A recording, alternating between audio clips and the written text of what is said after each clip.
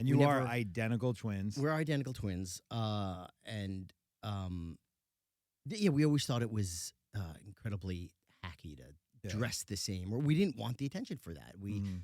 wanted to. You wanted to be yourselves. You don't want to known be as the twin individuals. brothers. Yeah, which is so difficult because you, as an identical twin, you you have a lot of the same interests. You might order the same thing at a fucking restaurant, And everyone's like, then- "Oh, look!" yeah, every single time. If you and I ordered the same thing, no one would care. No one would care, but you. But do, if we do man, it, that must be like the everyone psychic bond, bro. giggles. Oh, it's a, and then people come up to you. Anyway, it's like you're a celebrity in the way people in public will just come up to you and talk to you, but they don't give a shit about you. They'll like Yeah.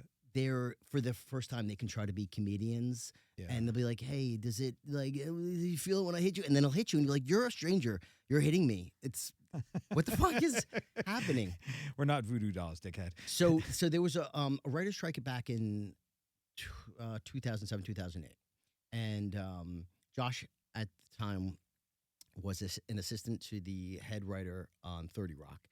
How did he get that job? He got that job. He had just finished working as an assistant on Will and Grace. That show ended.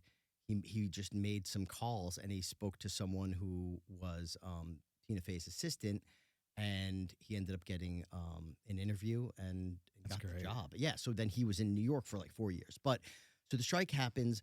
I go back to New York because I was, I think, unemployed. No, the job, I was an assistant as well. My job was put on hold for a little bit. Who were you an assistant to? I was an assistant to a writer named Will Calhoun, who was a writer for Friends and a bunch of Yeah, other I know shows. that name. He's a great guy.